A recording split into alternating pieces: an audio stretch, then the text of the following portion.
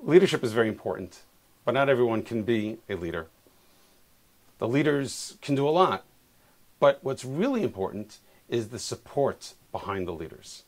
The shuls cannot be built with the leadership alone.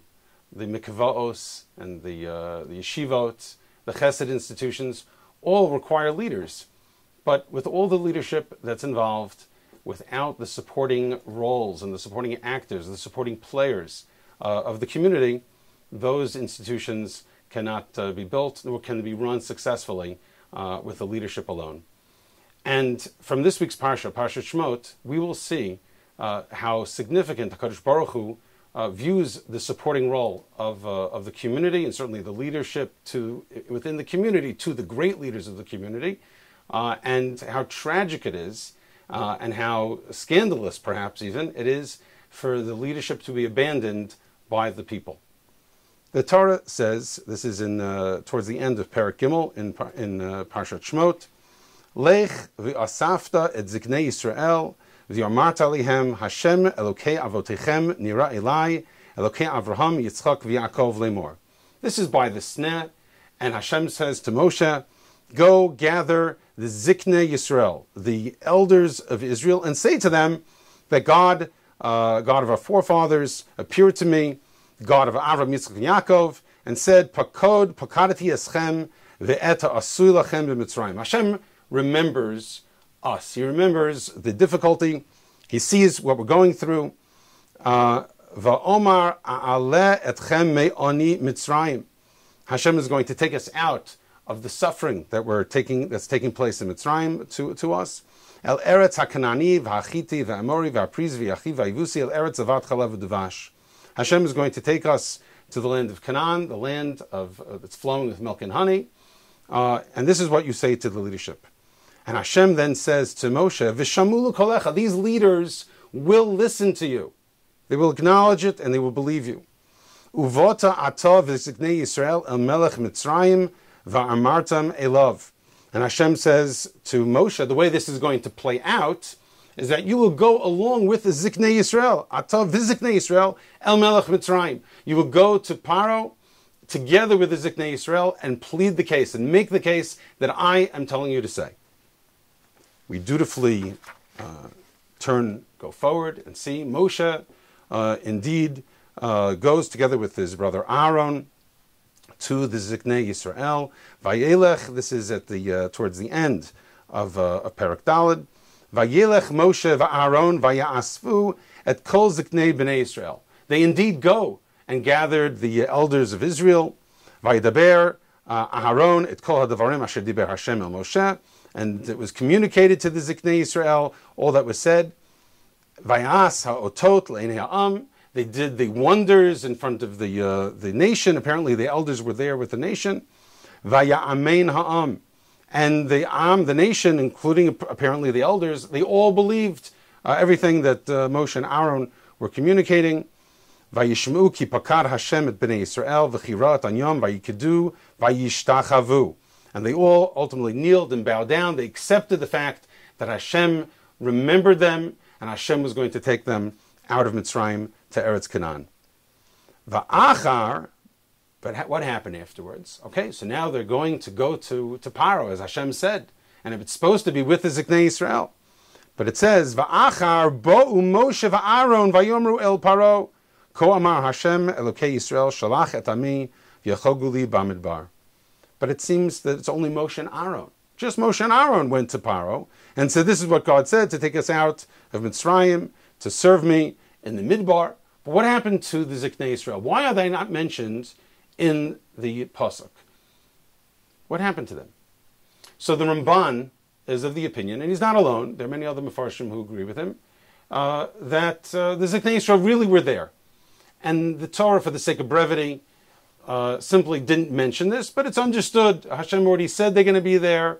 They all acknowledged everything that Moshe and Aaron had communicated. They were there. It was just for the sake of brevity. But the Medrash takes the Pashup Pshat, doesn't say they were there. So apparently they were not there. Heichon holchu hazakenim, says the Medrash. Where did the Zakenim go? Apparently they had not been there. Shelo chashav otam imahem. Why didn't the Torah recognize that they were there? Where did they go? Shekvar amar lo HaKadosh Baruch Hu uvota atov Ziknei Yisrael. Hashem had said the Ziknei Yisrael are going to be there, so why weren't they there? Amru Rabbeinu, Chazal tell us, holchu imahem hazakenim. The Zakenim indeed had followed Moshe and Aaron. They were part of the entourage to go to Paro. Vayu ganvim et atzman v'nishmatim echad echad. But stealthily, they slipped away. One at a time, shnayim, two at a time, v'holchu lahen, and they left. So apparently they had been walking behind Moshe and Aaron on the way to the palace of Paro, and then they just slipped away here and there until no one was left except Moshe and Aaron. Once they got to the palace, not one of the Ziknei Yisrael were there. For the Torah does say that only Moshe and Aaron appeared before Paro. Says the Medrash, they left.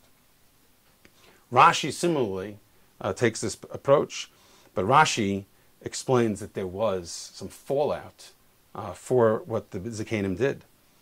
Rashi says, "Aval hazakenim nishmetu echad v'nemar Moshe achar Moshe v'Aaron." They stealthily slipped away behind Moshe and Aaron. Apparently, Moshe and Aaron didn't even realize that they had slipped away.